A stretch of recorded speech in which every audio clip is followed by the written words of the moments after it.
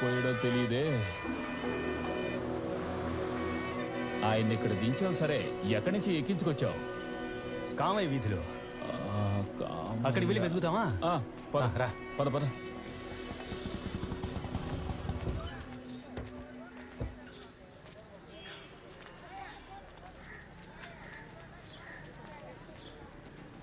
ఇక్కడే భయ ఎక్కించుకున్నా.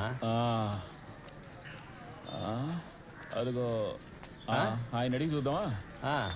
కంసాలు కొట్టేగా, అడిగి చూద్దాం. అన్నా, ఈ నగల్ని చూసి ఎక్కడ కొన్నారో చెప్పగలరా అన్నా? ఇది ఇవ్వు చూద్దాం. నగలు చూసి ఎక్కడ తయారు చేశారనేది చెప్పలేం. ఇది మిషన్ కట్టింగ్ లా ఉంది. ఆచార్య చేసింది అయితే కాదు. బండెక్కగానే బంగారం ధరల గురించి మాట్లాడుతూ వచ్చాడు. బాయ్ సాబ్, పక్కన నగల కొట్టు ఏమైనా ఉందా?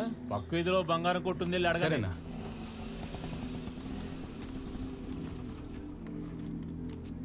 రా బాయ్. అన్నా నమస్తే. ఇవ్వు. నేను ఆటో డ్రైవర్ని.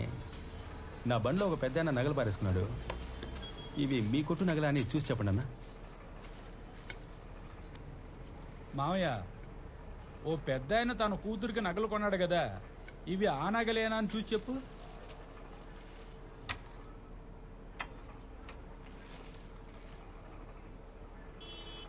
ఇది మన షాప్ సీలేనండి. మాషాఅల్లా. అలాగే వాళ్ళ అడ్రస్ ఉండి చూసి చెప్పు.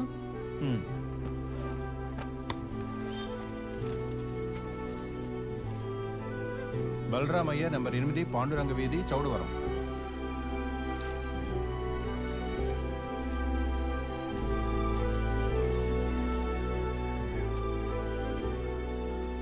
నువ్వు వెళ్ళి తలుపుతురు అమ్మా. వచ్చారు కృష్ణ. ఏంటండి మీరు బండిలో నగలు పారేసుకుని మమ్మల్ని ఇలా అల్లాడించారే? బలరామయ్య గారు, ఏంటిది ఇంత అజాగ్రత్తగా ఉంటే ఎలా? మీ అడ్రస్ కూడా లేదయ్యే. ఎక్కడెక్కడ నువ్వు వెతకాలా? రోజు రాబడిపోయింది. అయ్యా మీరు చల్లగా ఉండాలయ్యా, మీ మేలు మర్చిపోలేను. నా పిల్ల పెళ్లి కోసం కొన్నానయ్యా. రేపు నిశ్చితార్థం ఉంది. నగలుంటేనే నిశ్చితార్థం అని అబ్బాయి వాళ్ళు వాయిదా వేశారయ్యా. ఇప్పుడు నగలు దొరికాయిగా, త్వరగా పెళ్లి ఏర్పాటు చేసుకోండి. ఏం వ్యాపారం చేస్తున్నారు? వేరుశనగొళ్ళు వ్యాపారం. శనగలు అమ్మి సంపాదించిన కష్టార్జితం కొంపదేశంకి ఎవరి చేతికైనా దొరుకుంటే మీ బంగారాన్ని గుట్టుకుని మింగేసేవారు. దొంగలు తిరుగుతున్న ఊళ్ళో పారేసుకున్న నగలు తీసుకొచ్చి ఇచ్చారు. మీరు చల్లగా ఉండాలయ్యా. లోపలికి వచ్చి భోంచేసేయాలండి అయ్యా. పర్వాలేదండి.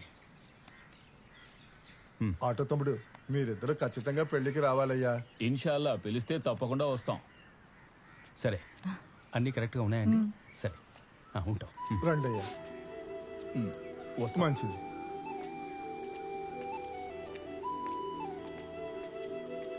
అమ్మాయి చూడడానికి లక్షణంగా ఉంది. లక్షణంగానే ఉంది, కాకపోతే నిశ్చితార్థం అయిపోయింది. ఏం మాట్లాడకూడదు. ఇప్పుడు నేనేమన్నానని? ఏం మాట్లాడకూడదు అని చెప్పాను కదా. ఆ తర్వాత కొన్నాళ్ళకి మీ అమ్మ నేను చూడనే లేదు. ఒకరోజు అనుకోకుండా తను బస్ స్టాప్లో కూర్చొని ఉంటే నా అంతటా నేనే వెళ్ళి మాట్లాడాను. నమస్తే అండి, బాగున్నారా? బాగున్నానండి. ఏంటండి పెళ్ళికి పిలుస్తాను, పిలవనే లేదు? లేదండి, ఆ సంబంధం వద్దనుకున్నాం. ఏమండి? పెళ్లికి ముందే నగలకు ఆశపడి నిశ్చితార్థాన్ని ఆపేశారు. రేపు పెళ్ళయ్యాక ఇది కావాలి అది కావాలని టార్చర్ పెడితే మేమేం చేయాలి చెప్పండి? నిర్ణయం అదిరిపోయింది. బోల్డ్గా తీసుకున్నారు. అసలు మీ దగ్గర నగలు అడగొచ్చా చెప్పండి? తెలివి తక్కువ ఎదవలు.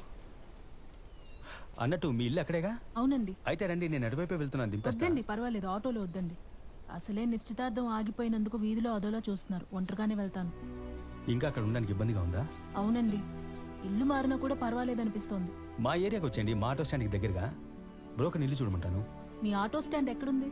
పొన్నెక్కలండి. మామూలు ఊరు కాదండి, స్వర చక్రవర్తి గారు పుట్టిన ఊరు. అందుకని ఆ ఊళ్ళో వాళ్ళందరికీ సంగీతం తెలియదండి. అది ఆయనకొక్కరికే తెలుసు. సరే రండి, మనం వెళ్దాం. లేదండి, పర్వాలేదు, బస్సు వచ్చేసింది. నేను తర్వాత వస్తాను.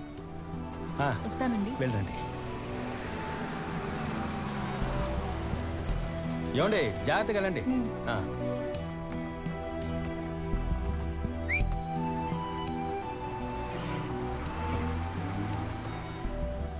శివ, ఇవ్వు. ఇదిగో అన్న.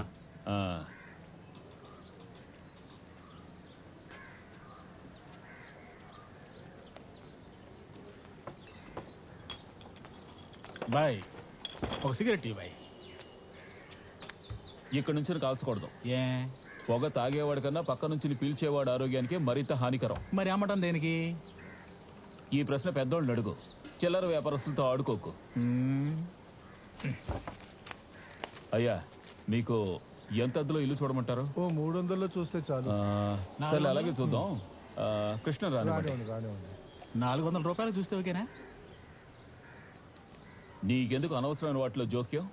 ఒక బ్రోకర్ కుదుర్చుకున్న బేరం ఇంకొకటి చెడగొట్టచ్చా చెప్పు? ఏదో ఊరికే అడిగానయ్యా. అసలే ఈ ఏరియాలో మంచినీళ్ళు సరిగ్గా రావాయే. తానాలు చేసిన సగం మందికి పైగా తల వెంట్రులు కాస్త పోయాయి. అవును బాయ్, ఏ ఇల్లు చూపెట్టా? బీచ్ చివరిదే. అయ్యయ్యో, ఆ ఇంట్లో ముసలి చచ్చింది కదయ్యా. పాపం చూడ్డానికి మంచోళ్ళలాగా ఉన్నారు. ఎందుకు ఇలా అబద్ధాలు చెప్పి మోసం చేస్తారో? మీకు కావాలంటే నేను మంచి ఇల్లు చూపించనా? మళ్ళీ లేని పోనీ చెప్పి చెడగొట్టకు, అర్థమైందా? నమస్కారం. బాగున్నారా? కూర్చోండి. ఏంటి పంచాయతీ?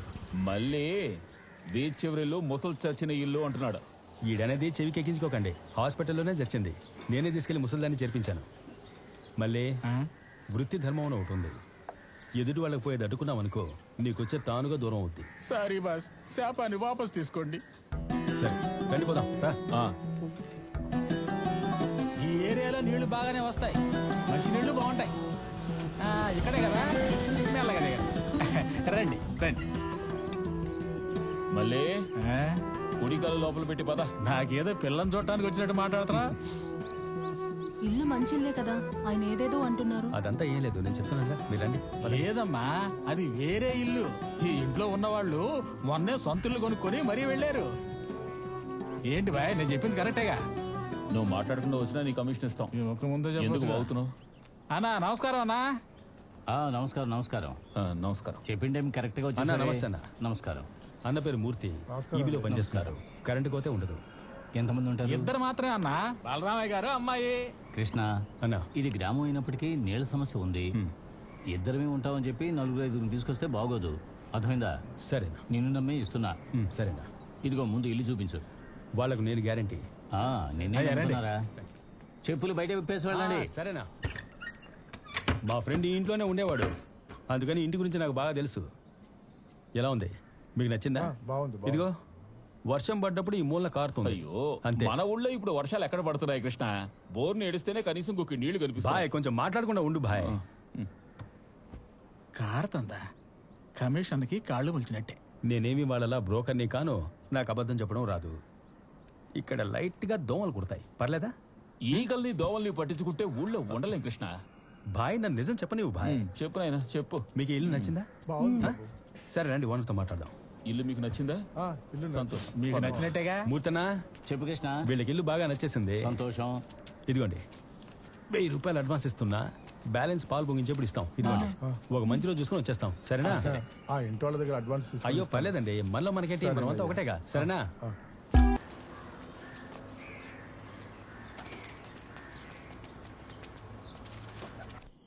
డబ్బులు లెక్క పెట్టింది చాలు బాస్, ఇడ్లీ చల్లారిపోతుంది, తినండి బాస్. బాబు, ఏంటో వెళ్ళి అడుగు.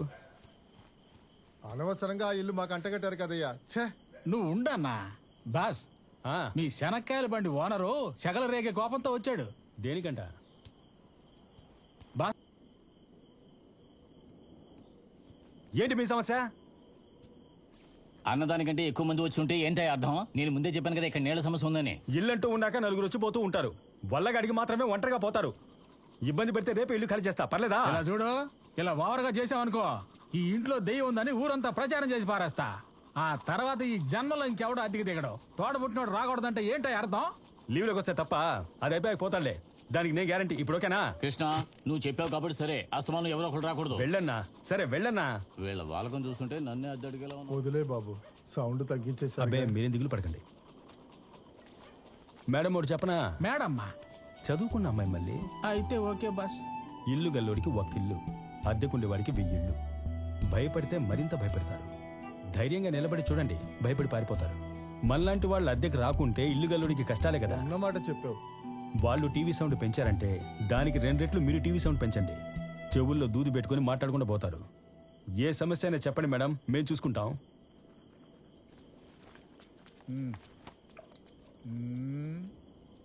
ఈ వేళ ఎప్పుడు పళ్ళు తోముతానంటే నీళ్ళకి కరువు ఎందుకు రాదు?